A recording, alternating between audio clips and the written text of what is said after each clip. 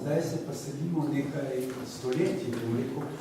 stoletij nazaj. Za govorniški stol bi povabil kar Miha Ostraška iz Inštituta za novejšo zgodovino, ki se je sicer v preteklosti ukvarjal z različnimi temami od zgodovine industrije na Celjskem do modernih teorij etnogeneze Slovanov v magistrskem delu, kar se bolj približa naši današnji temi, v kateri bo pravzaprav odgovoril, v skladu s tem, da se danes ukvarjamo z zgodbami, s posameznikom, nam bo skušal odgovoriti na kaj sploh vemo, na vprašanje, kaj sploh vemo o posameznikih, o njihovih funkcijah v plemenski družbi in njihovem izvoru. Kar predajam besedo njihovo. Hvala lepo. Lep zdrav vsem skupaj. Najprej moram povedati, da posameznik v slovanski plemenski skupnosti, kakor je naslov oziroma tema, je bila velik izziv najti posameznika in vsaj vire o posameznikih. Mislim, da v enem primeru ne bomo prišli do zaključka pri slovanskih voditeljih ali slovanskih eliti. Torej, Slovanom lahko z izsledku zgodovine, arheologije in jezikoslovja sledimo od začetka 6. stoletja naprej. Podatki teh treh ved nam omogočajo njihovo lokalizacijo in osnovo za raziskovanje. Prav tako pa so podatki zaradi svoje fragmentarnosti podvrženi mnogim različnim interpretacijam.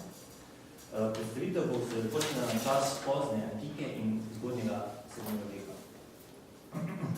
Vprašanje slovanske družbene strukture in gospodarstva v 6. in začetku 7. stoletja nam s svojimi podatki najbolj osvetljujejo Prokopi, Pseudo-Cezari, Menander Protektor, Pseudo-Mauriki in Konstantin Porfirij. Poročila bizantinskih piscev o nekaterih velikih družbenega življenja Slovanov so podana stališča bizantinske državne, upravne in predvsem vojaške elite. Prav tako je njihov zorni kot produktivno bizantinske organizirane služne uspešne države. Preko teh poročil lahko razberemo teze rodovno-plemenske značilnosti družbene politike pri Slovanih. Potrebno je tudi povedati, da avtorji teh virov niso pisali zgodovino narodov, temveč vojaških elit in dinastij, ki so jim vladali. In prav tako niso bili narodi, ki so selili preko kontinenta, temveč elitna vojska, ki je migrirala skupaj s svojimi družinami, koliko spremljamo sploh migracije. Slovani naj bi po Prokopiju, ki je za svoja poročila črpal informacije od slovanskih najemnikov v bizantinski vojski v Italiji in Konstantinoplu, živeli v plemenski demokratični skupnosti, v kateri so vse zadeve upravnavali na javnih zborovanjih, kot na primer zborovanje skoraj vseh antov pri reševanju vprašanja rimskega vojskovodja Himpulija. Poleg demokratične ureditve vidijo pomenjajo odprto družbo. Pseudo-Mariki v strategikonu navaja, da živijo v brezvladju in v medsebojnem sovraštvu, da ne poznajo nobene taktike, ker se ne želijo boriti z družbami. Pseudo-Cezariju se je zapisal, da v zgodnji fazi niso imeli voditeljev, če pa so se ti pojavili, so jih pobili, prav tako pa Konstantin Porfirogenet poroča, da Slovani, vsaj v Dalmaciji, nimajo pod narekovajem primcev, temveč le župane, plemenske starešine, tako kot v drugih slovanskih regijah. Medtem drugi viri poročajo več med seboj tekmovanih voditelji hkrati, kar naj bi jim onemogočilo medsebojno sodelovanje. Uspešni plemenski pohodi in z njim povezan plen ter gospodarski razvoj sta vplivala na pojav novega družbenega sloja. S tem je tudi njihova družba začela vse bolj izgubljati prvotne oblike rodovnih odnosov. Ta bogatejši in vplivnejši sloj je za uspešnost plemenskih pohodov preko Donave verjetno vložil več truda v povezovanje družbe in družbe v večje plemenske zveze. Za razliko od drugih družbenih ureditev, v katerih je lahko prevladovala vojaška moč, ekonomski uspeh ali ideologija, je enakopravnost družbe zgodnjih Slovanov, da bi si posameznik prisvojil oblast in vpliv nad svojimi rojaki. V egalitarni družbi so posamezniki postali vodje plemenskih pohodov ali organizatorji obrambe, vendar je bil njihov vpliv le lokalnega pomena. V Prvi poznani voditelji so se poimensko omenjeni še v poznem 6. stoletju. Tako pri Menandu najdemo ime Laurentius ali Dauritas pred letom 578. Naslednji je Musokios 539. leta, naj se ga umeščamo v vidih je omenjen s titulu kralj.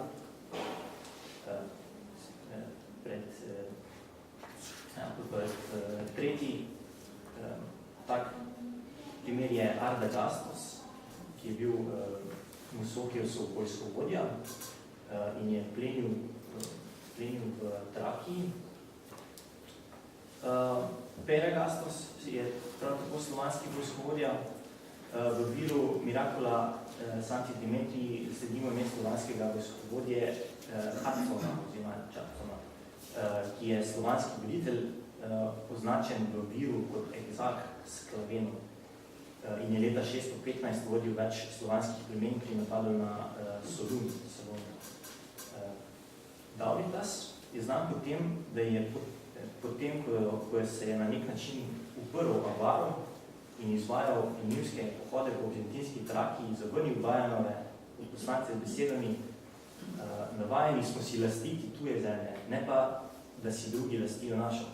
Taka bo naša navada, dokler bo kaj boja in kaj mečemo. Torej, ti Slovani pod njegovim vodstvom so tako bili zagotovo neodvisni od Kaganata, na kar kaže tudi to, da se niso bali umoriti Bajanovih poslancev. Vprašanje pri teh prvih poznanih voditeljih, vprašanja so povezana s tem, kakšno je bilo njihovo poreklo in na kakšen način so svojim znanjem, organizacijskimi sposobnosti uspeli pridobiti dokaj stabilni vodilni položaj. Ne vemo, ali so voditelji lokalnega izvora ali ne. Tudi špekulacije glede njihovega imena, slovanskega imena, niso popolnoma zanesljive. Se tudi jo danes poroča, da so različna plemena uporabljala tuje imena. Zaradi časovne omejitve bi se danes lahko bi jaz predstavil le en del, in sicer teorijo, da so bili vodje vladaji zgodnjih Slovanov tujega porekla in so ti posamezniki imeli velik vpliv ne samo na samo etnoknezov Slovanov. S tem pa ne trdim, da so za napredek slovanske plemenske organizacije odgovorni le zunanji vplivi, imeti so definitivno morali svoje vojaške strukture, svoje modele vojaške strukture, ki so jih verjetno zaznali pri Germanih in Bizantincih. Bizanc se je zavedal vpliva zunanje vojaške grožnje na ustvarjanje vodij. Psevdomaliki svari pred izvajanjem prevelikega pritiska nanje, se bi to lahko privedlo do njihove enotnosti in vzpostavitvijo enega voditelja. Obstoj voditeljev, čeprav le z lokalnim vplivom, namiguje na hierarhično strukturo moči, ki bi lahko funkcionirala le ob akumuliranju znatnega presežka, pridobljenega predvsem spenjenja, ki bi lahko na to financiral elito. Proces organizacije slovanskih družb bi lahko pospešili vojskovodje, ki so po izgubi položaja bežali proti zahodu pred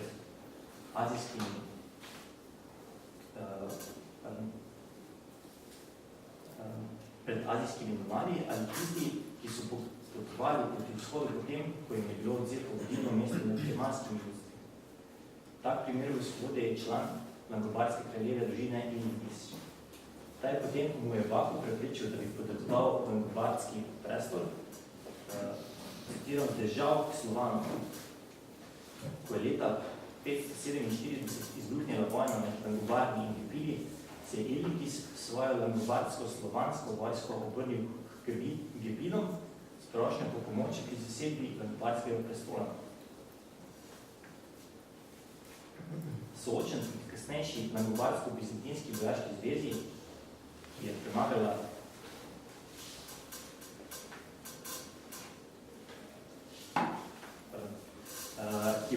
Gepide in zahtevala njegovo izločitev, se je zopet zatekel s Slovanom s nekaterimi gepidskimi pristaši. V mnenju poljskega medievista Premišljava Urbančika sta prav Ilibisov čas pri Slovanih in njegova sposobnost mobiliziranja večetnične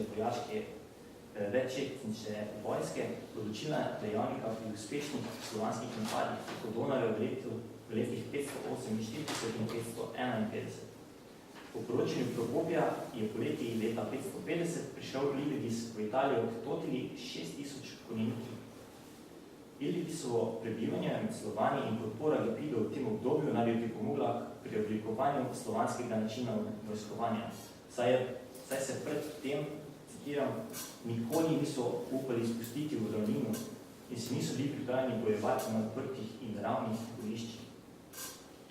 Lepidi so Slovane podpirali v smislu dovoljevanja prečkanja njihovega teritorija v plemeniških pohodih. Po smrti Illigisa leta 552 so se slovanski plemeniški pohodi z mirom med Lepidi in Bizancem nenadno prenehali. Illigis je med Slovani bil od 13. in po mnenju nekaterih zgodovinarjev je prav on tisti, ki je sprožil transformacijo vojskovanja. Naslednji tak primer je sam, ki ga vsi poznamo. Za gospodstvo in organiziranje zgornjih Slovanov v plemensko zvezo je prav tako pomemben Samo, ki je bil vladar tujega rodu. V Fredigarjeve kroniki je omenjen kot trgovec iz frankovskega območja. V besedilu konvencije je samo omenjen kot Slovan in knez Karantancev, vendar je avtor vira ta podatek vključil predvsem zato, ker je želel poudariti nekaj o starejši zgodovini Karantancev. Uspel je združiti in militarizirati prebivalce Morave in Slovaške ter jih spodbudil k uporu proti avarski nadoblasti. Prav tako pa jih je organiziral vojsko, ki je porazila združeno vojsko Alemanov in obvladal Avstralcev pod vodstvom frankovskega kralja Dagoberta pri nelociranem gradu po Gastisburgu. S temi uspehi je vzpostavil kratkotrajno plemensko zvezo, ki je dosegla relativno neodvisnost od močnejših sosedov, vendar samo ni zmogel, ni uspel svojega vodstvenega položaja preoblikovati v stabilno dinastijo. Prav tako pa leta njegovega vladanja niso prenesla opaznih kulturnih sprememb, zaradi česar zgodovinar Urbančič domneva, da je bil tudi samo udeležen hitre slovanizacije. Slovanska družba ni oblikovala plemenskih skupin znotraj družbeno in pravno strukturiranoščjo, kot je germanska. Pri Germanih se že zgodaj omenjajo individualne strukturirane plemenske skupine in njihovi voditelji oziroma kralji. Vidi iz poznega 6. in zgodnjega 7. stoletja ne prikazuje enotne slike slovanske družbe. Obstoječi vidi so bili ustvarjeni s strani zunanjih opazovalcev in s tem pod vplivom njihove perspektive. Medtem ko določeni omenjajo predvsem njihove barbarske lastnosti, drugi avtori Slovane prikazujejo kot gostoljubno ljudstvo. Najzgodnejši opis ljudstva, ki je tako nenadno vstopilo v obzorje Bizanca, prinaša Prokopij. In citiram, prebivajo v bornih kolibah, v zaselkih, ki so raztreseni daleč druga od drugih in vsi večkrat menjajo kraj svojega bivališča. V bojih nad sovražnika gredo peš v velikih krdelih, z majhnimi ščiti in kopiji v rokah. Ukrepa si ne nadaljuje nikoli, nekateri ne nosijo niti srajce, niti vršne hale, ampak samo hlače, ki jim pokrivajo komaj osrame. Ko oblečeni se postavijo v bitki proti svojim sovražnikom. Oboji, to je mišljeno Slovani in Anti, govorijo en jezik, nerazumljiv in surov. Tudi po zunanjem izgledu se ne razlikujejo dosti eni od drugih. Torej, Slovani so bili v meddržavni diplomaciji odsotni, saj so se Bizantinci vedno pogajali le z Avari in nikoli Slovani. Vzrok za to ni bila samo podrejenost vojaško bolj učinkovitim Avarom, temveč tudi odsotnost centralne oblasti, zaradi česar diplomatski odnosi z Bizancom niso bili niti možni. Kot vzrok za nezanesljivost Slovanov pri dogovorih pomenja strategiko njihovo neenotnost. Prav tako naj ne bi spoštovali dogovorov, katere so sklenili, predvsem zaradi kasnejšega strahu nad posledicami.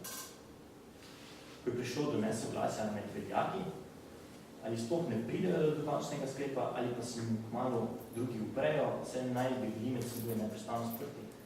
Vodilna vloga Avarov v odnosu do Slovanov v poznem 6. in 7. stoletju spominja na podobno razmerje med Huni in njim podrejenim pretežno germanskim ljudstvom v času Atila. Vpliv posameznika pri Slovanih je mogoče tudi v tem, da so Slovani v pozni antiki in zgodnjem srednjem veku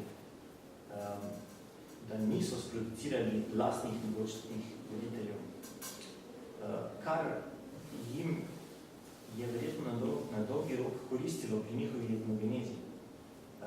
Saj Bizantinci niso imeli nikogar, ki je očitno tarča v vojaškem smislu, poleg tega pa niso imeli nikogar, ki bi ga lahko podkupili. To je vse, kar bi lahko rekel o posamezniki in njihovem vplivu na etnogenezi.